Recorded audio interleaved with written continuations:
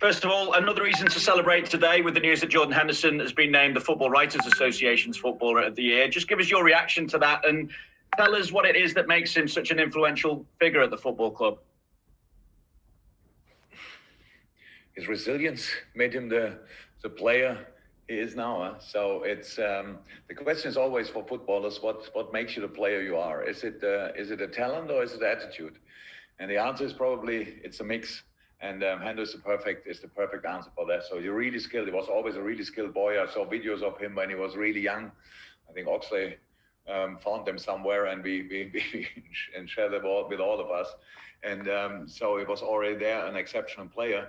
But then on the highest level, you have to be ready to fight every day, and that's what he did. And with all the things people said about him in the past, before I came in, I don't know what it was exactly, but he made his way, and it's absolutely deserved. Yes, there are other players who played an exceptional season, 100%.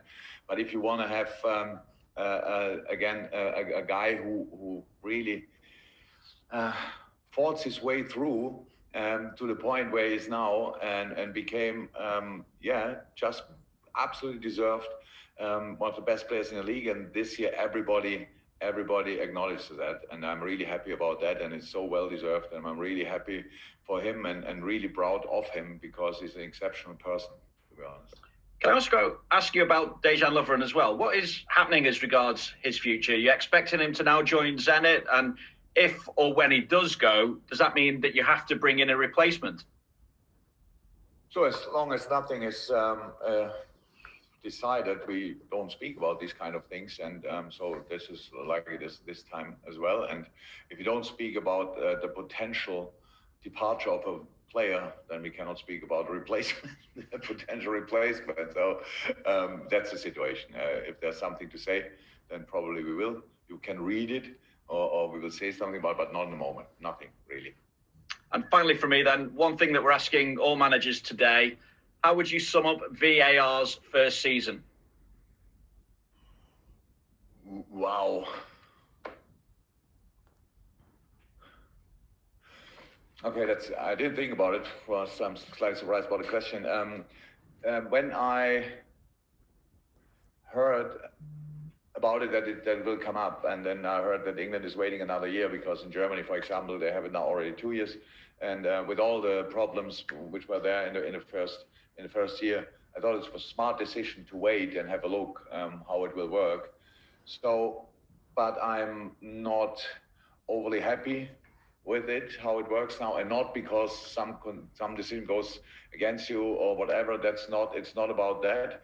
It's just a process, I think, doesn't work. I don't like the phrase, it was not a clear and obvious mistake, to be honest, because it's not about that. That sounds for me like we will prove that a ref was wrong. That's not what should happen. What we want to have is that somebody in a completely relaxed situation sits there, have a look, and then they say, okay, you are not wrong, but I saw it better, and that's why we have to make a different decision. So that's how I think how it would work. But it's always like I still not understand when the VAR will intervene and when he will not intervene, because no, that's not a situation for the VAR because it's not clear and obvious, and all this kind of stuff, which was a penalty situation. Zaha, for example, the Zaha situation, Crystal Palace, I think it was against Man United, when you think, okay, that's a penalty, obviously. When you see the second time, they say, no, it's not a penalty because it's not a situation for the VAR because there is some touch of the ball and stuff like that. That doesn't make too much sense. So, yeah, there's still some space for improvement, I would say. And, that's it. It should not be like that. But nobody wants to take it out of the hands of the refs on the pitch. But if they would start understanding themselves as a proper team, like the fourth official and the VAR plus the three guys on the pitch on the sidelines, and that they really work together on the right decision, then I think it would make the process much easier. But the moment it looks like if the VAR takes the decision, then it's like he overruled the ref on the pitch. But the ref on the pitch has a lot to do, and there's a lot going around on him, and other situations on the pitch which he has to be aware of and stuff like this. So it's a really difficult job. I respect that a lot. But when you have somebody in the studio, he should make the situation better. And I don't think they did that always. So that's my opinion. Thank you. Simon Crabtree, thank you. Hi again. Just with regards to Jordan Henderson, I know you've touched upon a great player, fantastic human being as well. Probably asks himself more questions than maybe you need to. Is that fair to say? He's very self-critical. It's very, very ambitious on the other side. So, which is it's a fight for all of us, probably always. And you're not happy about yourself, stuff like this. So but he really is, and what makes since the first day. I mean, he was injured when I came in, and I think then we went to an away game, and I don't know which was the first away game, and Hendo asked me if he can join the team, come with us, and even when he's injured. I said, well, of course. You can come, and then this shows just two things. In that moment, I think the process of getting used to the fact that he's a captain, and rightly so, the captain of this team, was not finalized in that moment. Means that he was did not exactly what he thinks is right. He thought in this moment he still did things what he thought other people would expect him to do, and I think over the years he really found the perfect way to deal with all the situations which are important, or which happen to you when you are captain of such a big club and such a big team. And he grew in that role in an exceptional way. I cannot imagine another player who would have done it like this, and that makes him the wonderful person he is today. And so it's so important to me. So he helped me from the first day, and I tried to help him obviously as well a little bit, and so that worked out really well. And it's a special achievement. It's a special achievement that the football writers. So I'm not always happy with what you write, but obviously you have a similar view on the things, at least in few departments. And would have been my choice as well this year. How I said, even our team, we have exceptional performances over the whole year, but the package with leadership, attitude, consistency was really special of Hendo this year, and so I'm really happy for him. I think everybody is. I think there's a 6-7 week gap between after Sunday and potentially the penciled in start of the new season. Not a massive time as well. Will you give yourself the opportunity to maybe just switch off a little bit for a week or so, a couple of weeks? As much as it is possible, yes. Not sure if it's really possible for me to switch off. A lot of things going around, and it's the next challenge, if you want, is waiting. It's like the season is over, but the general situation is still there. We all are pretty aware of all the things which how influential COVID still is, and so there's not a real solution for that now, and so we have to have to stay flexible with our plans pretty much, and so far all the football clubs did really well. I really think a few months ago we were all worried, can we play again? Then a few weeks ago we thought, it was always clear from a specific moment we'll start again, but it was not clear that we can finish it as well. But all the players were really disciplined. Not one positive COVID case, I think, after the season started, which is a good sign. So yes, we will switch off for a few days, but the plans for the new season are obviously already there. And then an unbelievable, intense season is waiting for all of us, because it's 4 weeks less than usually, because next year tournament, the Euros, is limiting our time, let me say it like this, and that means we have to put in all the games in a season which is 4 weeks shorter than the season before, which was already pretty intense. So interesting challenges are waiting. So I think it makes sense that we all switch off for a few days, but then mid-August we start again with the pre-season, and then all the circus starts again. Thank you. Brilliant. Juliette? Jurgen, you mentioned the word circus there. I mean, it was phenomenal on Wednesday night, the lights and everything that went with it. And I know that everyone was talking to you, but just going back to that night, because I think you said to me, if I can remember, that it was the first time you'd seen all your family or a lot of your family for 4 months, and 96 points achieved that night after beating Chelsea. Then there's the 96 with Hillsborough. And sometimes not just think in a reflective point of view that sometimes things are meant to come together in a perfect way in this very imperfect world that we're living in right now. I don't believe too much in coincidences in life, to be honest. When I didn't realize it directly after the game. I think so. I tried to watch yesterday a couple of interviews of the boys, how they felt, because we said that before, after the Champions League final was the same. You have only your own view, and so I tried to catch up everything what I can. And I think it was Trent, if I'm right, who saw the 96 points. And so it was in that moment I really felt it so massively that it's that things came together in this moment. And I said it after the game that we did it for our supporters, but we did it. And it cannot be a coincidence that we have 96 points on the night when we get a trophy. So it was really nice, and I hope all the families felt it exactly the same way, and made it really special one more time in that moment. So absolutely great for me.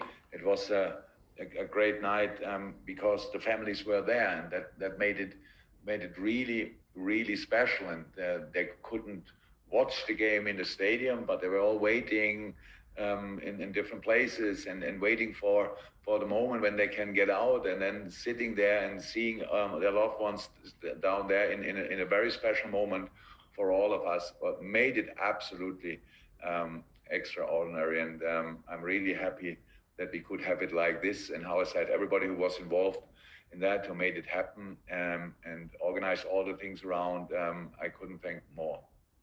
Okay, next is Ian Kennedy. After that, Carl Markham. If there's any more for the Open, give us a shout, please. But Ian Kennedy next, and then Carl. Hi, Jurgen.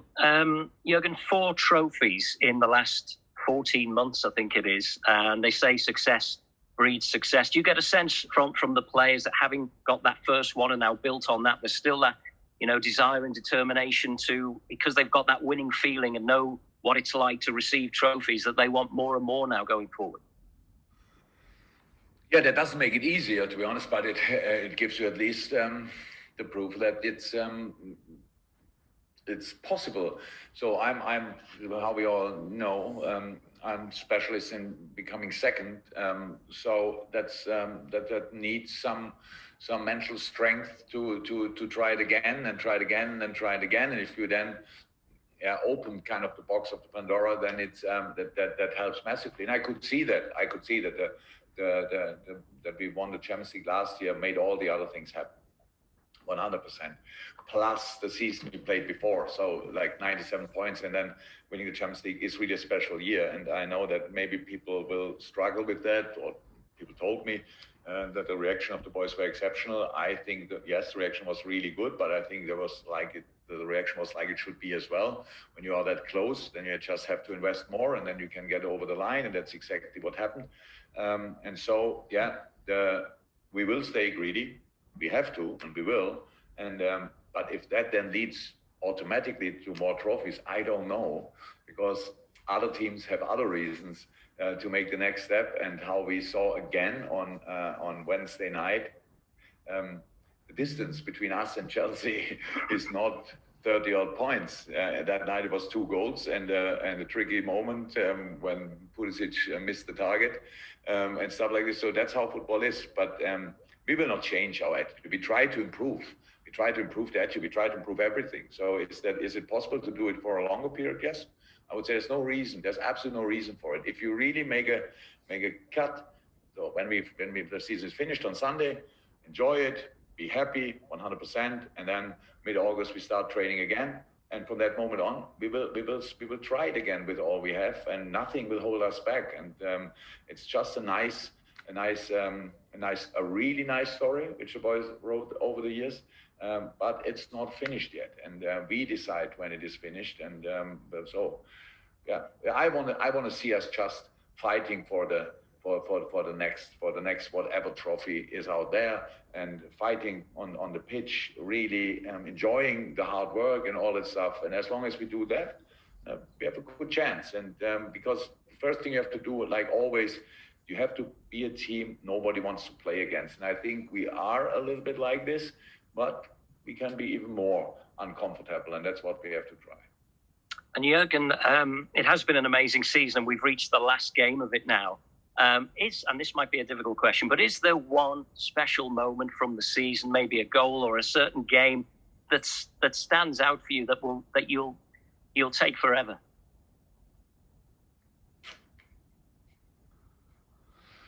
There are too many moments to mention one, but when I look back, I had two games there. Maybe I'm not sure if they're that famous because it was not against United, it was not against City, it was not against Chelsea, not against Arsenal, whatever. My two favorite games of the season is the Leicester away game and the Sheffield United home game, to be honest, because they were just absolutely exceptional. Leicester for different reasons, because coming back from Qatar and nobody knew exactly how it would feel, and then playing this game. I didn't expect that night and was completely over the moon about the performance. Was absolutely outstanding. And then the Sheffield United home game, because I respect a lot what Chris Wilder is doing at Sheffield. And they're so uncomfortable to play, really uncomfortable to play. And then I'm not sure, but I saw not all games of Sheffield United, obviously. But I think if you would ask Chris Wilder, he would say that was the night when he thought, obviously, there's quite a gap. So, and they made life uncomfortable for us. There are a lot of teams, because the way they play, the way they are set up, is really not easy to find a way. And that night we were near to perfection. And then I liked that game really a lot. Thank you. Thank you, Carl Markham. And that's going to be the last one in the open. So we'll go to the embargo section unless people indicate otherwise. Carl Markham. Hi, Jurgen. There's been quite a bit made of Frank Lampard's use of the word arrogant in his little touchline row on Wednesday. I'm just wondering, do you think that winners are automatically perceived as arrogant because of that success? Look, you cannot hit me with something like that, and my bench not with something, because we are not arrogant. So Frank was obviously in a really competitive mood. I respect that a lot, and I know you can pretty much, from my point of view, say in a situation like this what you want. For me, it's after the game, it's completely over. I said a lot in the past, and because it's pure emotion, we are really involved. He came here to win the game or to get a point, to make Champions League qualification happen finally. And so I respect that a lot. But what he has to learn is to finish it with the last whistle, with the final whistle, and he didn't do that. Speaking afterwards about it like this and stuff like this, that's not okay. That Frank has to learn. He has a lot of time to learn. He's a young coach, but that he has what he has to learn. Because we always said, during the game, the words he used, no problem at all, but final whistle, and as a real sports player, because all the things he said, but you cannot, how I said, we are not arrogant. We are pretty much the opposite of, but in a moment like this, how it is in all arguments, if you say something, you want to hurt the other person. That's how it is in arguments. Huh? So, but no problem with that. But final whistle, finish the book or close the book in this moment. And he didn't do that, and that is what I don't like, honestly. Was there a moment in your career when you... By the way, the only reason why I speak now about it, otherwise, from my point, would have been absolutely no word about it. But because he spoke afterwards, I think it makes sense to explain what I mean. I just sorry to interrupt you, but was there a moment early in your career when you had that moment where you realised you had to leave it at the final whistle and not say anything afterwards? I don't remember it, but probably yes. I really don't know it anymore. But how I said, I respect all the other coaches. And when you have a little look at yourself and you know how outraged you can be in different situations, because we all have our subjective view, personal view on the situation, foul, no foul, handball, no handball, stuff like this, and you feel that it's not fair or whatever, and you cannot then wait until after the game and say, oh my God, it was not that nice today or whatever. That happens. But probably I had it, but I don't remember it. But during the game, for sure. After the game, I don't remember. Thank you. Great stuff. Okay, nothing else for the open by the looks of it. No one else has flagged they'd like to ask anything, so we'll go to the embargo section now. If we could stop streaming for those who are, thank you. Just do this to make it clear.